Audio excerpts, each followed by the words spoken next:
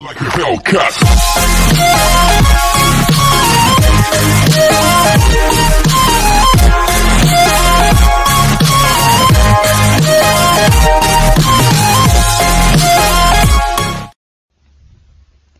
Halo teman-teman, ketemu lagi dengan Gupis di sini. Sekarang pada video kali ini kita akan membahas soal tentang gerak bandul. Nah, soal ini biasanya banyak terdapat di soal olimpiade, soal SBMPTN maupun soal di sekolah.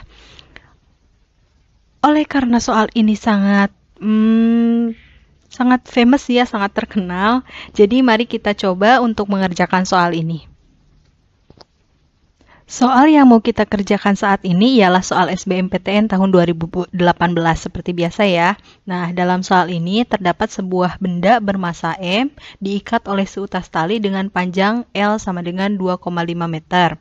Kemudian, benda tersebut dirotasikan berlawanan dengan arah gerak jarum jam terhadap sumbu putar O, atau kalau kita lihat gambarnya seperti ini. Nah, di sini tangan tetanya itu sebesar 0,75, ditanyakan laju putar omeganya. Sebelum kita berkutat-kutat dengan rumus, mari kita coba perbesar gambar ini dan kita gambarkan gaya-gaya yang bekerja pada benda M ini. Mari kita lihat. Nah, ini nih. Mari kita lihat seperti apa gaya yang bekerja pada benda M. Di sini M ini punya massa. Kalau dia punya massa, otomatis dia punya gaya berat. Kemudian di sini kan tadi tetanya di sini ya. Karena ini dalam berseberangan, jadi Gupis bisa simpen tetanya di sini. Nah, di sini kan L. Ketika L ini diproyeksikan ke sumbu Y, berarti bakal jadi L cos theta. Karena di sini sudutnya yang diapit, makanya jadi cos. Nanti kalau misalnya belum paham, nanti kalian boleh tonton video Gupis yang mengenai sudut cos, sin, dan tangan. Terus lihat di sini untuk panjang L yang diproyeksikan terhadap sumbu X itu jadi L sin theta. Nah, berarti ada 3 gaya nih yang bekerja pada benda bermassa M. Setelah itu, kita lihat di sini. Di sini kan ada sudut theta yang udah kita ketahui nilai tangannya sebesar 0,75.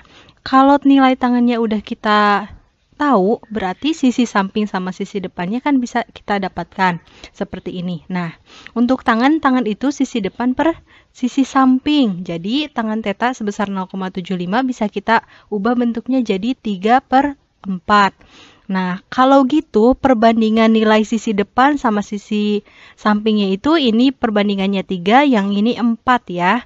Nah, bisa kita tuliskan gini. Ini 3/4 sesuai dengan kaidah Pitagoras, berarti 3, 4, dan 5. Ini perbandingan untuk segitiga, nilai segitiga dari yang ini. Terus, karena kita sudah punya nilai L-nya sebesar 2,5, ya kita bandingkan aja. Berarti 2,5 itu perbandingannya 5. Kalau gitu kita dapat untuk perbandingannya di sini 1,5, yang ini yang sisi sampingnya itu sebesar 2. Berarti dari sini kita dapatkan nilai R nih. Nilai R-nya sebesar 1,5. Nah, kalau udah dapat, mari kita tuliskan gaya-gaya yang bekerja pada sumbu Y sama gaya-gaya yang bekerja pada sumbu X. Sekarang kita lihat, bandul ini kan gerakannya ke sini ya, ke sumbu X, ke arah sumbu X. Otomatis untuk gaya yang bekerja pada sumbu Y, tentu saja nilainya 0 karena bandul ini atau si benda bermassa yang digantung ini, dia nggak bergerak ke atas ke bawah. Berarti sigma Fy-nya sama dengan 0. Untuk sigma Fx-nya, karena bandul ini bergerak ke sini nih, berarti sigma Fx-nya dia punya percepatan. Kita gunakan hukum 2 Newton. Sigma Fx sama dengan ma. Nah, mari kita lihat untuk sigma Fy. Berarti ada 2 gaya ya yang bekerja pada sumbu Y, yaitu W sama L cos theta.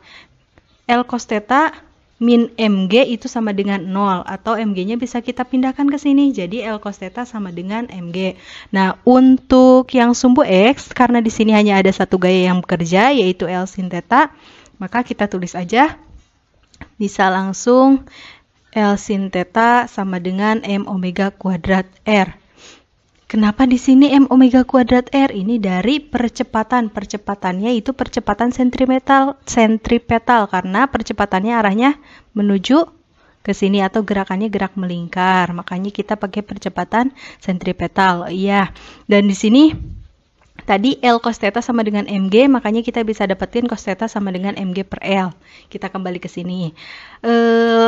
Yang percepatan sentripetal itu selain omega kuadrat R, kita juga mengetahui kalau gaya percepatan sentripetal itu V kuadrat per R. Tapi karena yang ditanyakan di soal itu mengenai omega, makanya kita gunakan yang omega kuadrat dikali R. Oke, sampai sini paham ya? Kalau belum paham, silakan kalian repeat videonya dari awal. Kemudian, kalian pernah dengar kan tangan theta itu sama dengan sin theta per cos theta. Karena sin theta per cos theta itu tangan theta, makanya kita bisa ubah sin theta-nya jadi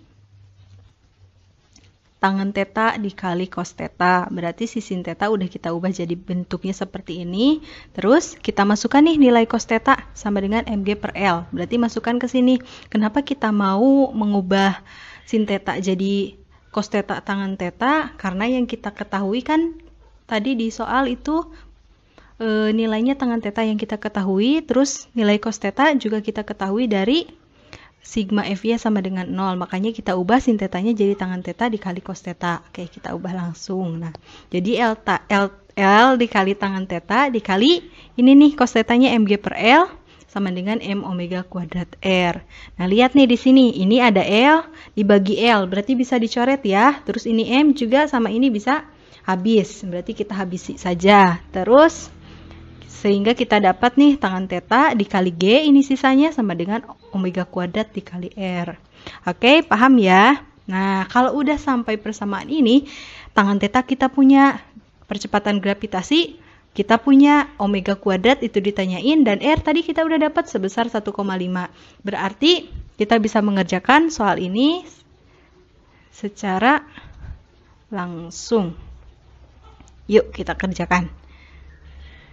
Nah, tadi kita dapat ya omega kuadrat R sama dengan tangan theta kali G. Mari kita masukkan nilai R-nya 1,5, tangan theta-nya 0,75, dan percepatan gravitasinya karena nggak ada keterangan di sini, kita pakai 10 aja, biar mudah. Jadi omega kuadratnya di sini 0,75 dikali 10, hasilnya 7,5 dibagi 1,5. Jadi omeganya akar 5. 7,5 dibagi 1,5 itu 5, karena ini omega kuadrat berarti jadi akar 5 radian per sekon. Seperti itu untuk kasus-kasus bandul sederhana yang bergeraknya seperti ini bisa dikerjakan seperti ini.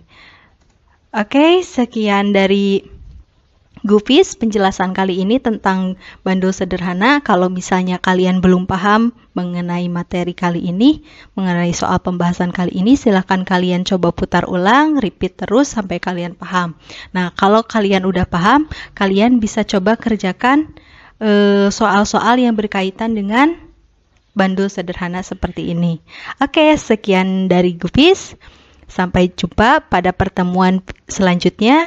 Kalau kalian punya soal yang susah untuk dikerjakan, kalian bisa tanyakan kepada Gufis melalui kolom komentar. Nanti soal yang kalian tanyakan akan Gufis bahas di video selanjutnya. Sekian, bye-bye.